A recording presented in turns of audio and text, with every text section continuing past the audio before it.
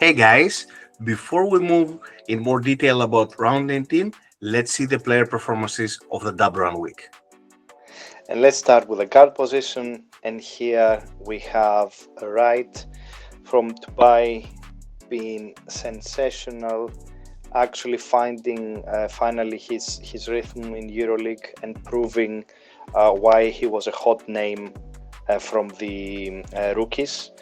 Um, 25 assists in the last two games, 43 points with just two three-pointers. Amazing games. He's been hot, and yes, Wright is definitely one of our selections, even though it's very expensive. We're gonna keep an eye and potentially select him in our teams. Um, Panther, also he had very good games. Is a little bit expensive. Is also a very good idea to have him in your team. With Pascual now, he's also having very good games. He's quite the same credit valuation with Wright, so we would potentially prefer Wright here. Then we have Brian continuing the very good game, so of course he's also a great choice, but remember here is costing 17 credits, so very expensive pick, Brian. So it's down to your pocket whether you can get him or not, but he's been really on point the whole year. And then Horton Tucker, he comes back from I think 3 in a row very good games and just 11.4 credits. He's a great solution for that mid-market pick, mid to expensive market pick before you go to the names above the 14 15 credits with the heavy names. So Horton Tucker is always a great option, but obviously you need to check what's the matchup. Now in terms of the players that they didn't perform the best in this double round week, we don't see any huge opportunities here. I think worth keeping an eye though on Robinson because he's shown during the year that he could explode in cases. So we keep an eye, but it's not convincing yet for us to get that discount. So with that, let's move to the forward position.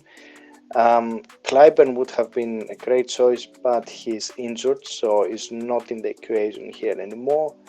Of course, Vezenkov remains the usual Vezenkov for fantasy, but now his credit is 18.2, so if you don't already have him, it's a very high price to pay.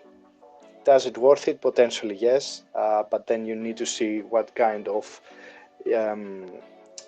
opportunity you're losing into building your team. From this list, we also have a very deep value choice, Para, just 6.7 credits, increase its value by 0.4. You can see he's now getting more playing time as well. Of course, in these 74 minutes, there are 3 overtimes that they play their part, but in any case, Para is actually playing more now. And remember, we have some absences, as we mentioned already. Clyburn, there is a chance also Sengelia won't play. He's not sure yet, so it's probably a game decision. So Para potentially will keep getting the playing time, and with just 6.7 is a very good choice. On the other hand, we have Silts on discount. He's still expensive, but is a good discount at 0.7 after this double round week. Then from this list, we continue seeing Parker reducing its value. Parker 8.4 is almost a shocking price, but still we wouldn't go for it as he doesn't seem to getting anywhere yet. But we keep an eye, because if somehow he gets onto his old self, then it's just a very cheap price to pay. And finally, we have in this list Hezonia, that is on a good discount. We usually look Hezonia in par with Lyles because these two players, they seem to be, because they're covering similar positions, they seem to be, let's say, eating the fantasy points of each other. So we probably abstain for that. We're going to look at other solutions around this credit. So moving into the center position, and here William Gomez with 10.4 is a good solution for around 10 credits.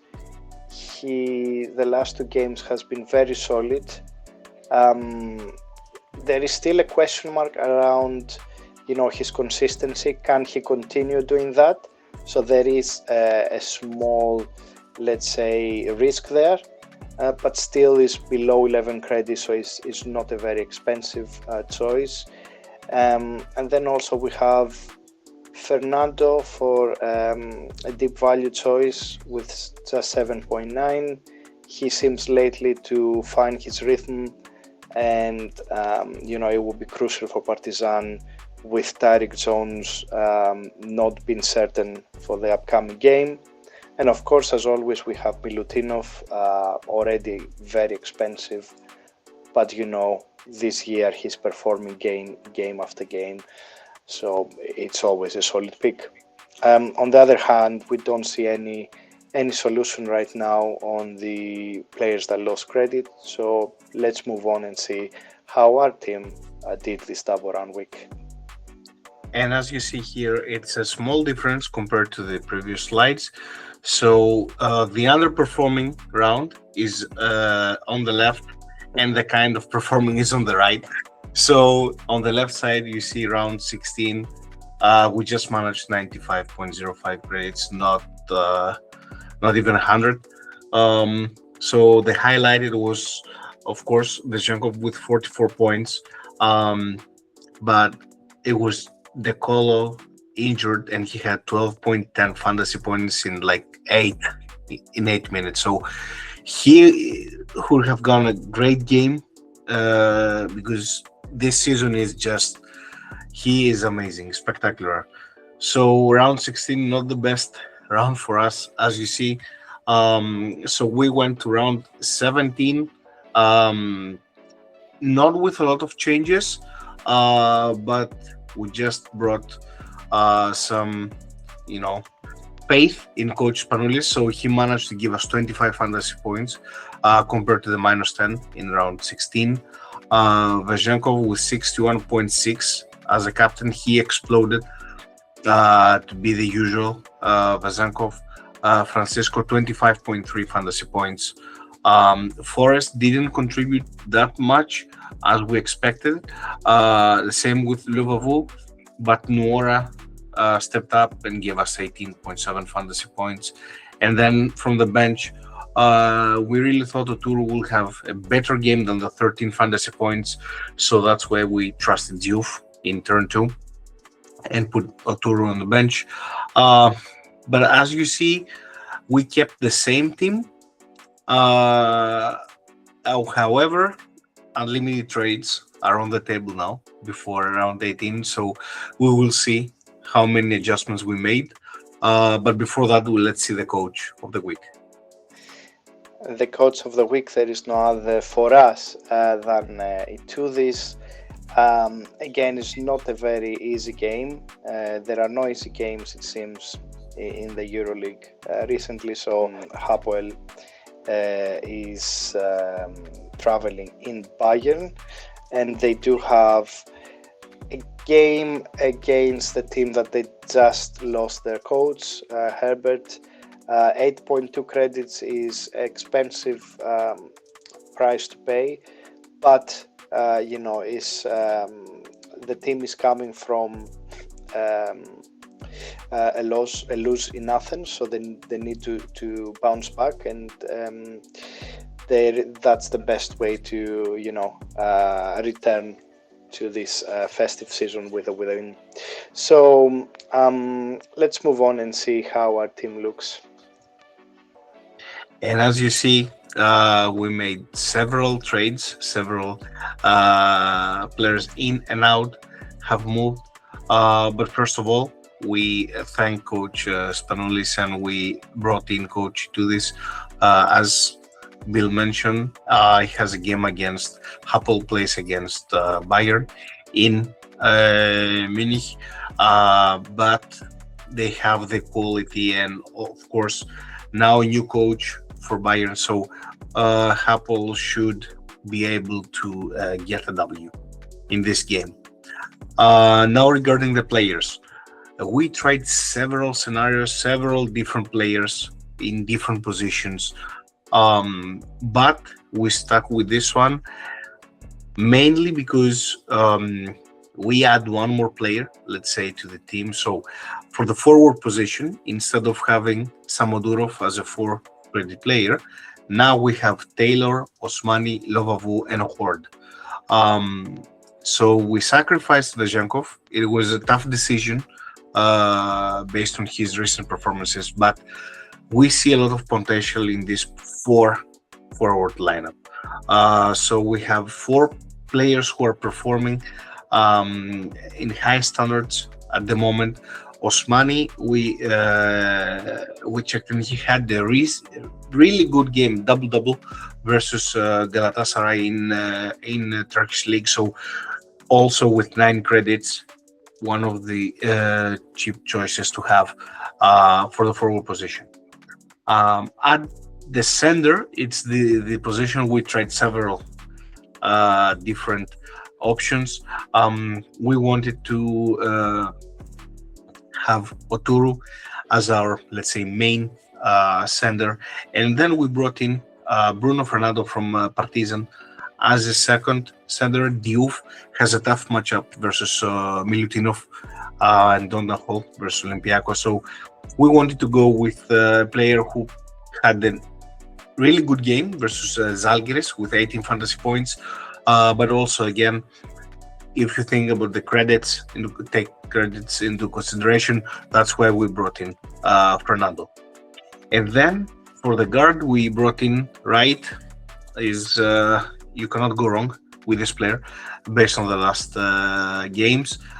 Dorsey, he exploded for 41 points in the Greek league game. So he seems to be in rhythm again. So with 12.2 credits is a good option for guards. And then Yul and Hazard are just the fielders for the team. So overall, we wanted to strengthen the forward position, but at the same time having 2 quality guards and at least one top center in our team. Bill, do you want to add anything? It's unlimited trades this week, but usually we say we don't have to take that into our advantage, because sometimes when you have a solid team, it's worth doing just the limited changes. There is a lot of chance that you're gonna break something. If you try to reset a great team, it's difficult to rebuild it. So I would say yes, is unlimited trades. So if you are coming back from some harsh performances like we did on round 16, that makes perfect sense. You change most of the team as we did, but if not, perhaps the best choice is to just only be very targeted on your changes. Also, in terms of coaches, we thought about the other Israeli team as a choice. Also a very difficult game, also playing out of home in Partizan, Maccabi, but is a cheaper choice, a risky cheap choice if you want for coach that potentially would unlock more position if you don't have a lot of credits. And with that said, of course, you can always see more of our options and choices for the upcoming round in Real Hoopers Hub website. Enjoy this round, have a Merry Christmas, and see you in the next one. Yeah, guys, remember, round 19 starts on Tuesday, and then the turn 2 is on Friday. Enjoy the games, happy holidays, and see you soon.